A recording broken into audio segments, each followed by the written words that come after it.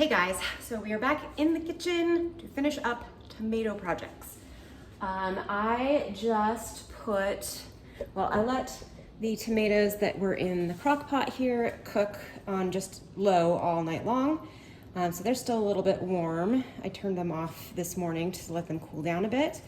And then these guys, which are the ones we roasted in the oven, I put in the refrigerator last night and just got those out. So we will start with those. And as you saw, I actually had almost exactly 10 pounds of ripe tomatoes on the table this morning. So I put them in the oven to roast, and we will add it to this roasted tomato pot when they are done. So this is going to be for the roasted tomato marinara sauce, and I'm going to use it as my pizza sauce too. So basically I'm just going to make, I think it's 20, I'm hoping to get 24 jars by the end of all of this. I don't think I'm going to get them from this recipe, but we'll be close. So the first thing that we need to do is, make some space because that's where the KitchenAid is and where I need to set up the food mill again. So I will do that first, and then we will start getting this pot through the food mill and back on the stove. All right, this is gonna be a little crowded over here, but we are gonna make it work. So same setup, we have the grinder attachment, and then with the strainer attachment as well. And then that goes on here. The juice and pulp will come out here, and all of the seeds and skins will end up in this bowl. At least that's the hope. All right, I need my, what do I need? My scooper. I need my scooper. I guess I'll just use a spoon.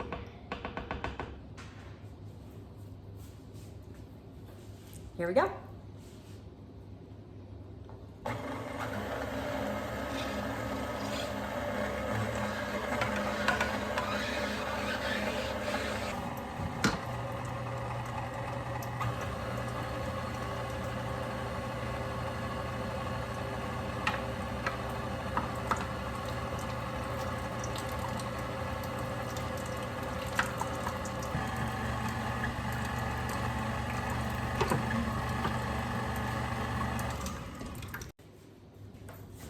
We have run it all through, and I rinsed out this pot so there aren't any seeds and stuff left in there. And I'm gonna scrape this guy here. And I am going to run this back through, the scraps that came out, because I've watched many people do this, and they actually get quite a bit of extra sauce out of it. So I think it's worth it to do it. I mean, it's just like what we did with the apples. So I know it works with apples. I'm assuming it will work with tomatoes. Okay, but this bowl is very full, so I'm going to dump this into here very carefully. And then this we will get back on the stove right away. I'm going to have to mop because this stuff is spraying everywhere. It's actually a really lovely consistency already though, which is nice. I mean, it's pretty thick, so it doesn't have much cooking down left to do, which is great. I'm just gonna put that on a very low and then run this back through. Oh wait, I need another bowl to catch the scraps again.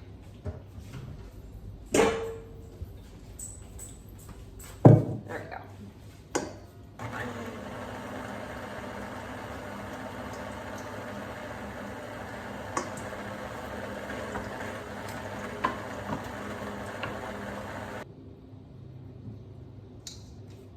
All right, so I mean, got a good probably cup and a half, maybe even 2 cups. So yeah, it was worth it. All right, gonna add this to the pot now. All right, next we need to get onions chopped up. Wow, my board just got filthy. And it calls for it to bake, but well, I should be able to pull one of the trays out here pretty quick of tomatoes, and we can put these in. but I definitely want to get it all cooking together so that the flavors can meld and blend. Surprisingly, they actually do call for the tray to be sprayed. Actually, the tray and then the tops of the onions, once they're on there, lightly sprayed as well.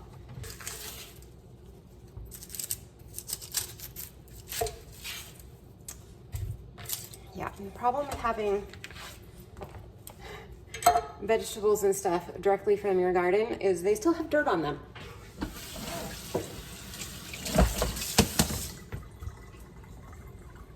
No matter how much I brush them off, I always seem to still have dirt.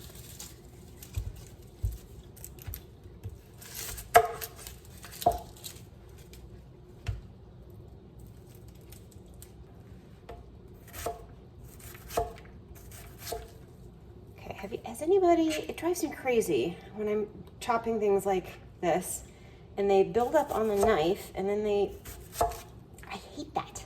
Does anybody have ideas for how to make that not happen? I think there are knives that they have like a ridge in the blade here that's supposed to help with that. Maybe I should try one of those. Unfortunately, my knives are not the most inexpensive knives ever, so probably have to save up for that. If you're curious, we have Shun knives. They're Japanese brand, I believe, and they are excellent. They are totally worth the money, but it's not just when you go out and on a whim buy more.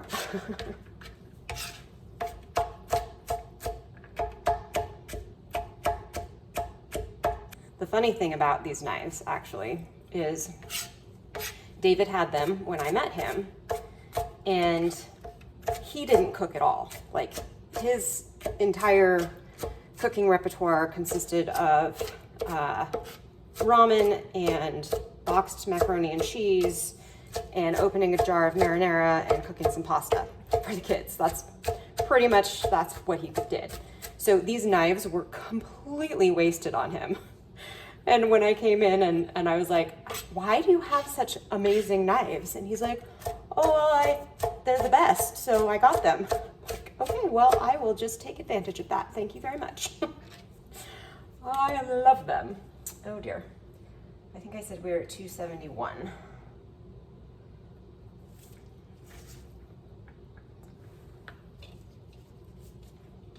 $94.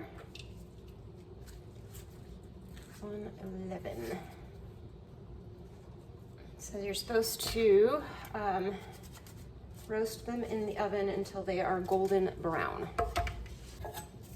It says we need 6 cloves of garlic. It doesn't give any kind of weight for these. So we need 9. And a bunch of these are pretty small, so probably we'll just use them all.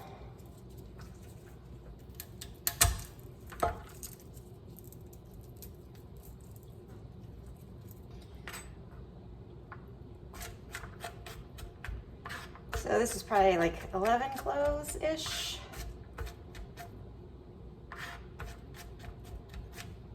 But like I said, they're quite small, so I feel comfortable doing 11 instead of 9. Get these chopped up really finely, and they'll just go directly in the pot, and then we can grab the herbs that need to go in. Everything else, we do need to add some red wine, so that will go in as well, but the rest of the seasonings are all dried herbs. I know a lot of people just say, oh yeah, just use any cheap wine from the store when you're cooking with wine, and I completely disagree. Because the deal with wine is, that's interesting, I've never seen that before. When you're cooking with it, you're typically reducing it down to its like basic, most intense flavors. So if it's not a good wine, why would you want it in your food? That's all I'm saying is you should doesn't have to be expensive wine, but you should want to drink it. Like, it needs to be good enough that you would be happy to drink a glass of it if you're putting it in your food. At least that's my personal opinion. It's actually the opinion of a lot of people too. And I happen to agree with them. So we need 375 milliliters of red wine.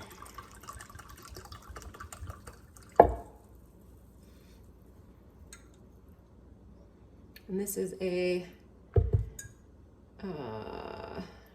Rioja, I believe, from Spain. Yep.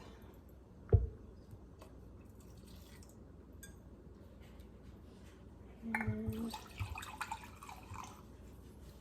25. There we go. I will have a glass of this tonight.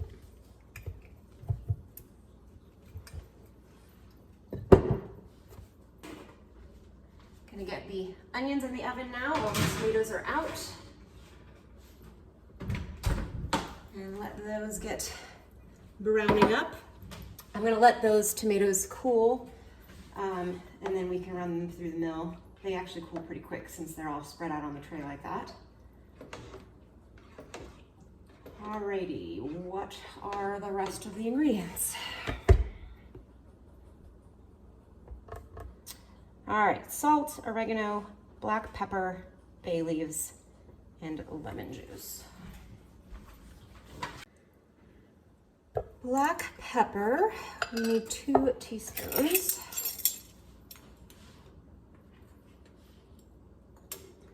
Which means we need 3 teaspoons.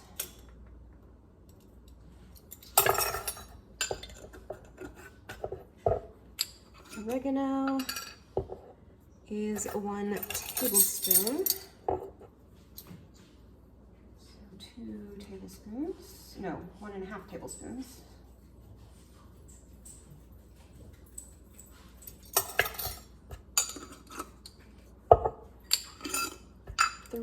Two bay leaves, so 3.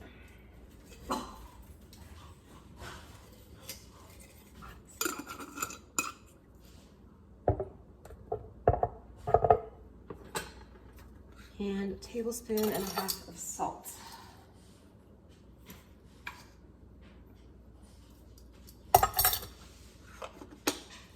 Now, as I've said, I believe, the things that you cannot mess with in a tested recipe, if you want it to remain safe, are the ingredients like tomatoes, the fresh ingredients, tomatoes, onions, garlic, if you're using fresh herbs, if it called for fresh herbs. Can't mess with the amounts and the ratios in those ingredients. You can, however, add and change dry ingredients like spices. So we like a little spice to our sauces. So I'm going to put, I suppose I could have measured that out. It's about 1/2 tablespoon of crushed red pepper. And I'm sorry, but there's no marinara sauce without basil. That's just so bizarre to me that they don't include basil. And since they did a tablespoon of oregano, I'm going to do the same with the basil.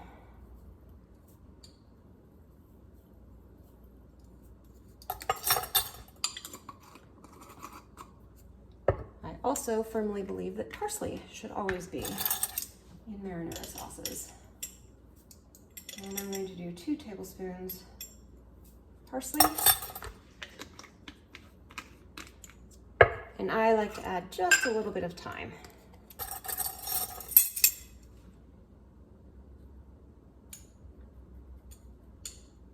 Just a teaspoon.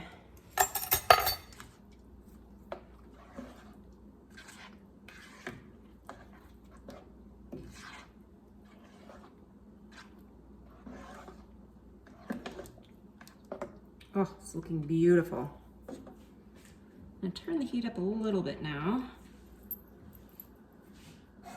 Do you want to be careful that we don't let it scorch on the bottom, so definitely want to keep a pretty close eye on this.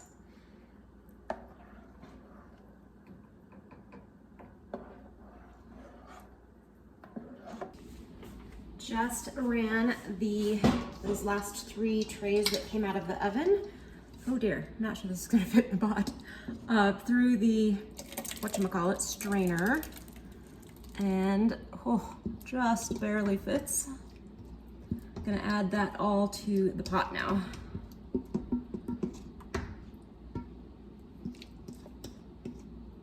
Right, you can see the pot is now very, very full. Actually, I turned that off for a bit. Onions still have a little bit of ways to go. And like I said, I mean, the second batch of tomatoes that I just ran through the strainer, they are also very thick already. Like this, it's already a thick sauce. I want to get it a little bit thicker, especially for pizza sauce, because I can always add water to the marinara if we want it thinner, but I prefer thick sauces just in general. So you are supposed to bring this up to a boil once we add the onions, and then simmer for 20 minutes or until desired thickness is what it says. So we will go with that, and we will give it a taste test here soon. See where we are standing.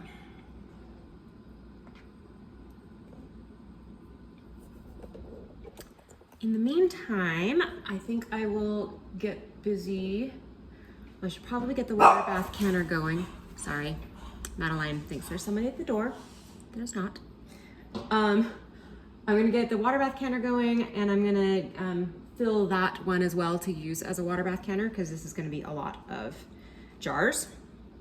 So, and then I will run the tomatoes that were in the crock pot, or are in the crock pot, through the strainer and get that one going as well, which I think I'm gonna turn that into enchilada sauce.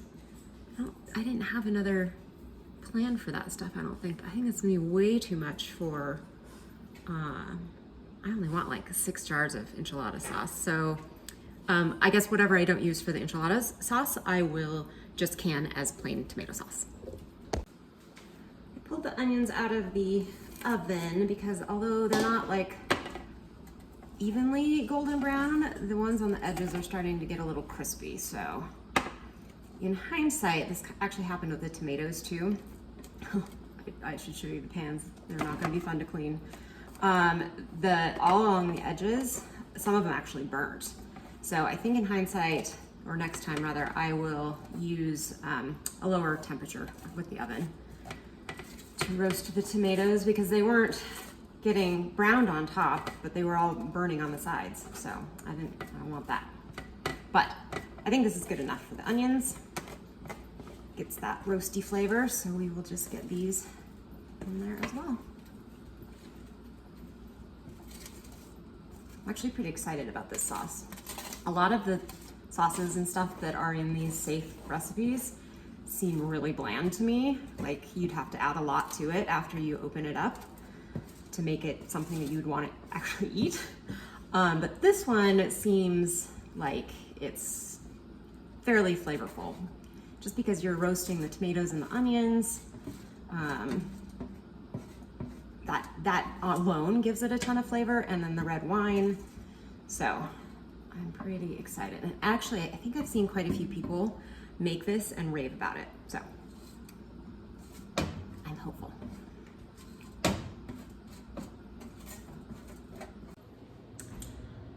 All right, you guys, we are ready to get the sauce in the jar. I have tasted it. It's very tasty. I think so I did also add about 2 tablespoons of balsamic vinegar, which will do nothing but help acidify it. So I'm not concerned about that. And then I'm also going to add just a touch of sugar, because we have to add citric acid now as well, and it's already a little tart, I guess is the best way, acidic.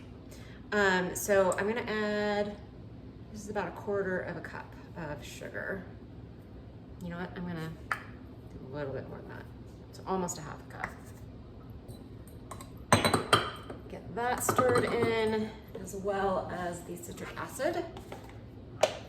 So it calls for 2 tablespoons, so I need to do 2 teaspoons, sorry. So I need to do 3. You could use lemon juice as well. I think it's a half a cup of lemon juice, bottled lemon juice, just to remind. All right, let's get that all stirred in and then give it one more taste test. Oh, I need to get these bay leaves out of here as well. It's probably a little much.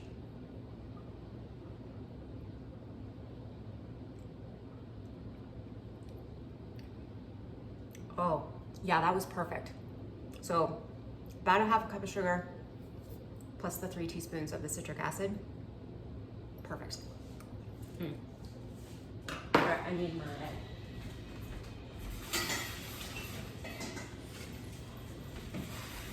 ladle and my funnel. These jars have been sitting in just in the rack lifted up of the canner, so they're nice and warm. And I need to double check headspace, but I'm guessing it's 1/2 inch. And I did run the other tomatoes that were in the crock pot through the strainer. So now that sauce is cooking down. It was a lot more liquidy, and I'm sure it's because these tomatoes roasted, so a lot of their liquid evaporated in the oven. So that needs to cook down quite a bit before I can use it. Although I did use some for our dinner.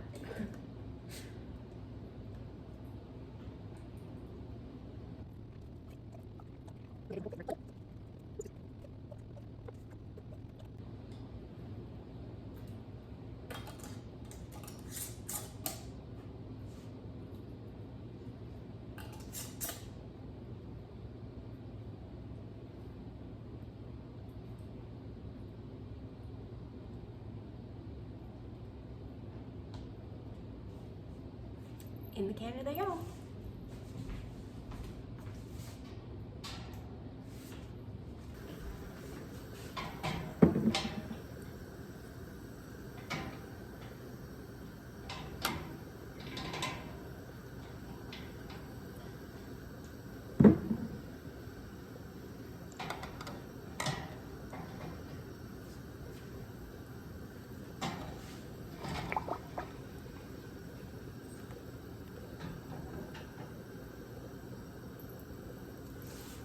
So there's just a little over 1 inch of water above their heads, so I'm gonna add some just to make sure that it doesn't go down while they are processing.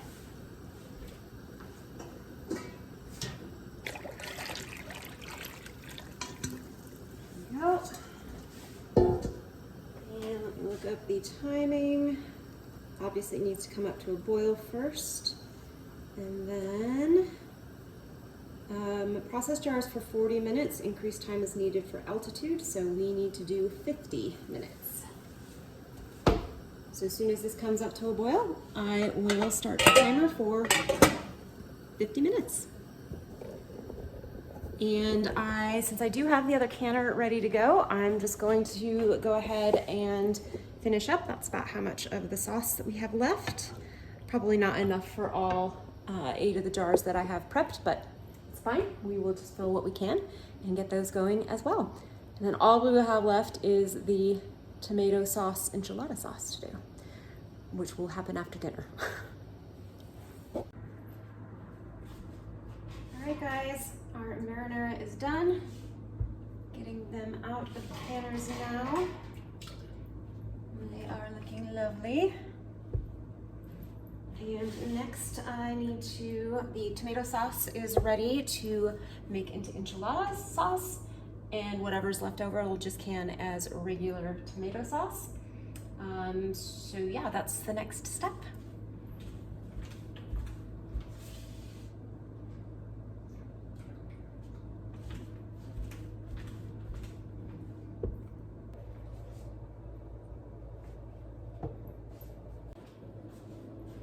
Isn't this looking lovely?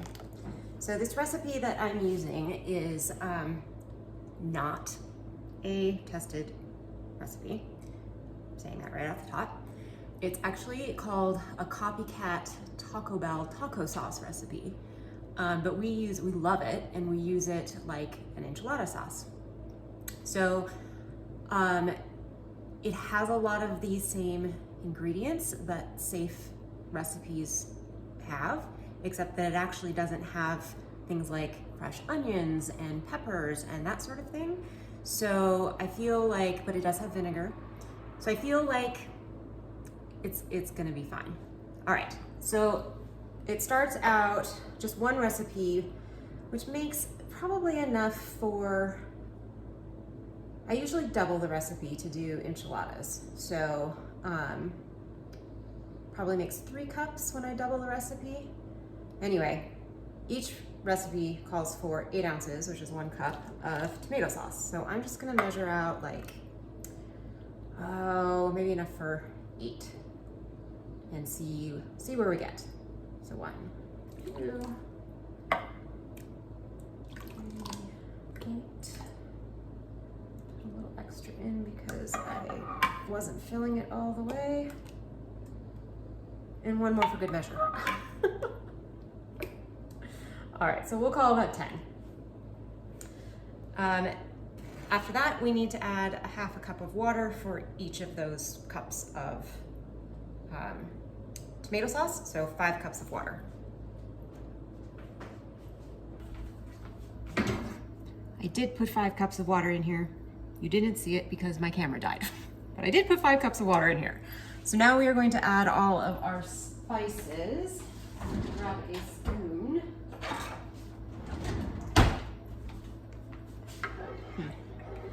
Is this going to fall? Yeah, this is not the best spoon to use. Oh, here, this is one that we've been using all day with our tomato stuff. All right. So first thing is chili powder. And we need, calls for a 1/4 teaspoon. Oh dear, I'm gonna have to do math. This is not good. 1/4 teaspoon. So 1 teaspoon would be 4 recipes, 2 teaspoons would be 8 recipes. So 2.5 teaspoons. Somebody can tell me if I just did that wrong. It's very likely that I did.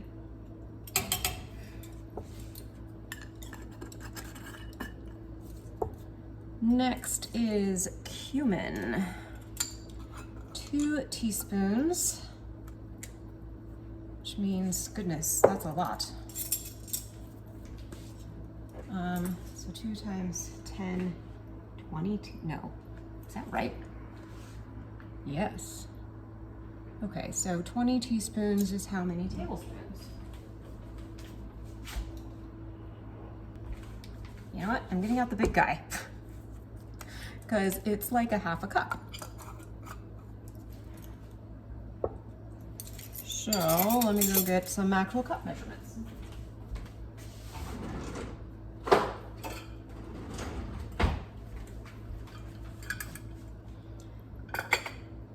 So 24 teaspoons is a 1/2 cup. So we'll just do slightly under a 1/2 cup.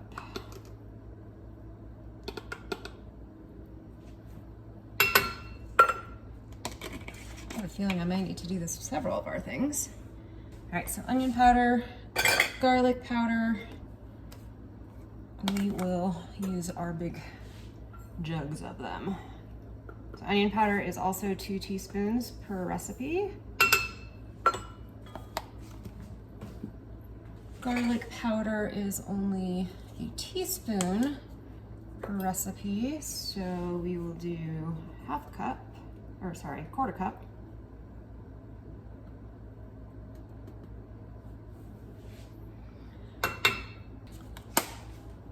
I'm not sure that I have enough garlic salt, but we shall try. It's a 1/2 teaspoon So 5 teaspoons.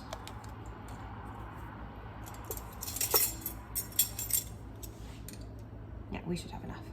1, 2,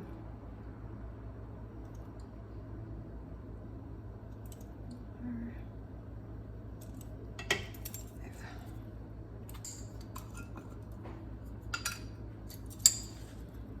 Paprika, we need 2.5 teaspoons.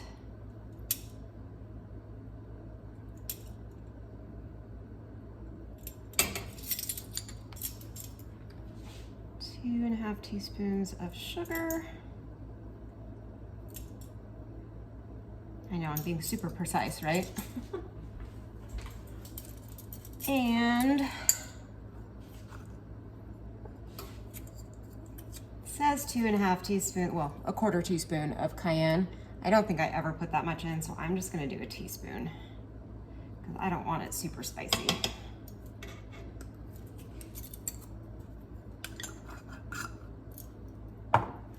All right, and then last but not least, we need to add vinegar.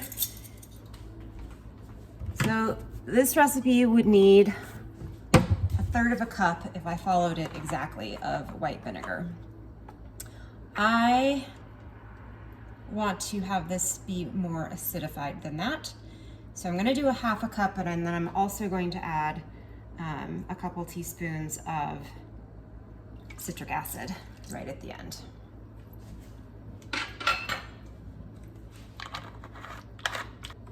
All right, so we're just gonna get this heated up, and it just needs to come up to a simmer and simmer for a bit. And that's it, super simple recipe. Really fast to do, and it tastes delicious.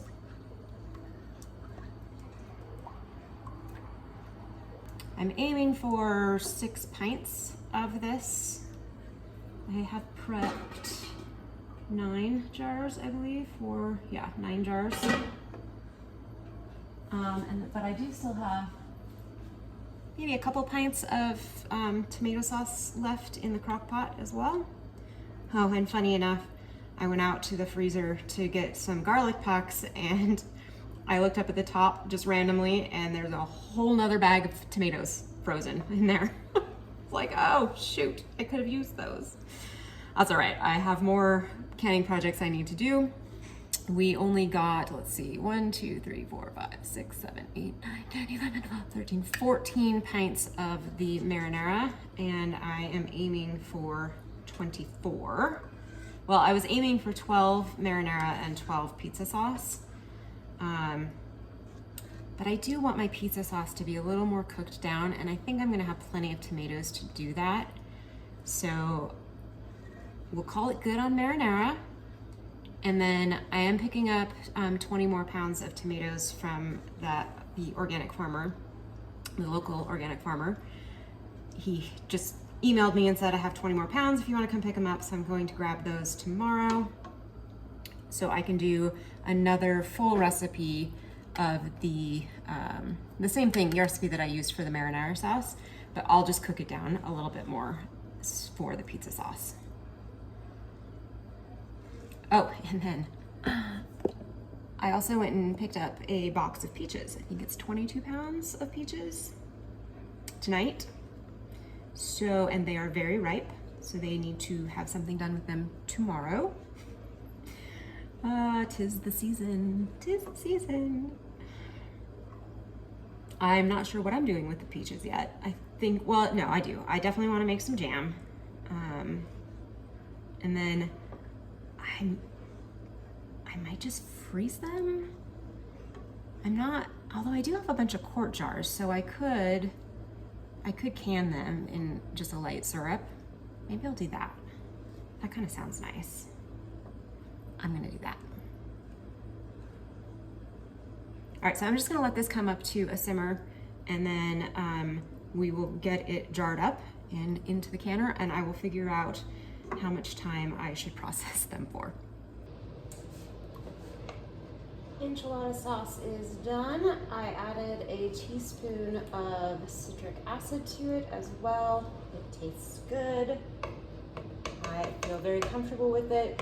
However, I did look up the enchilada recipe that I had kind of been basing the safety of this one off of, and it is pressure canned and has no acidification at all.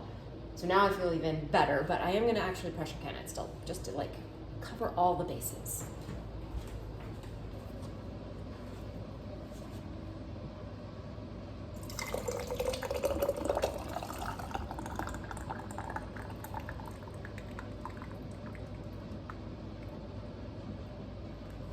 Well, that couldn't have been any more perfect if I'd planned it.